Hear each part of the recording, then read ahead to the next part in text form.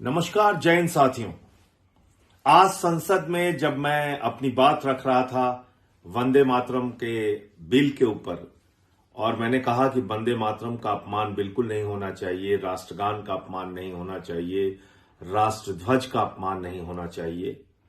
और इस संदर्भ में मैंने ये बताया कि आरएसएस ने 52 साल तक तिरंगा झंडा आरएसएस के मुख्यालय पर क्यों नहीं फहराया। मैंने ये भी बताया कि किस तरह से राष्ट्रीय ध्वज के खिलाफ अभियान चलाती थी आरएसएस। और मैंने कहा कि डॉक्टर हेडगेवार का मैं एक पत्र पढ़ना चाहता हूं। पूरी की पूरी आरएसएस चिल्लाने लगी, बीजेपी चिल्लाने लगी, क्योंकि आप जानते हैं सदन में जो बैठे हुए लोग हैं उसमें ज्यादातर लोग आरएसएस और बीजेपी से जुड़े हैं।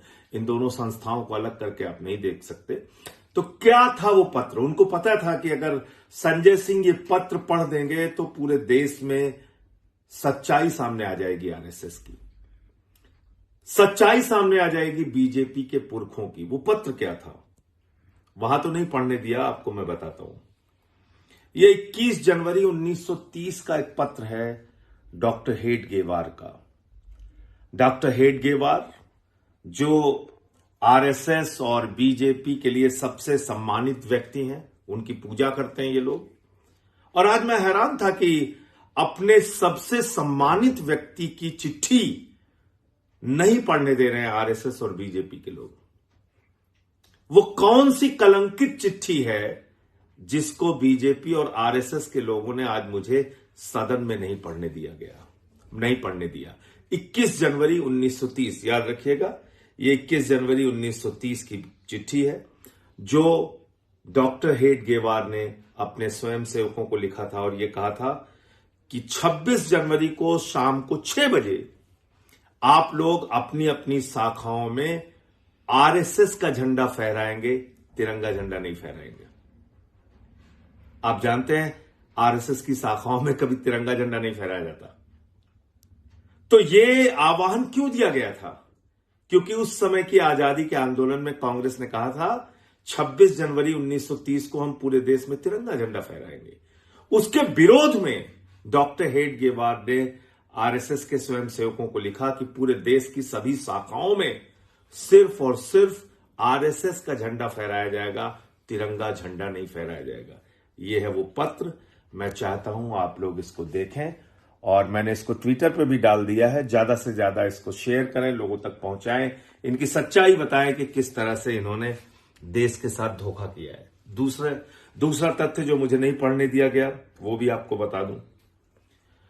मैंने कहा कि भाई राष्ट्रगान का भी विरोध आप लोगों ने किया, तो सारी की सारी बीजेपी और आरएसएस के लोग जो बैठे हुए हैं सदन में वो चिल्लाने लगे।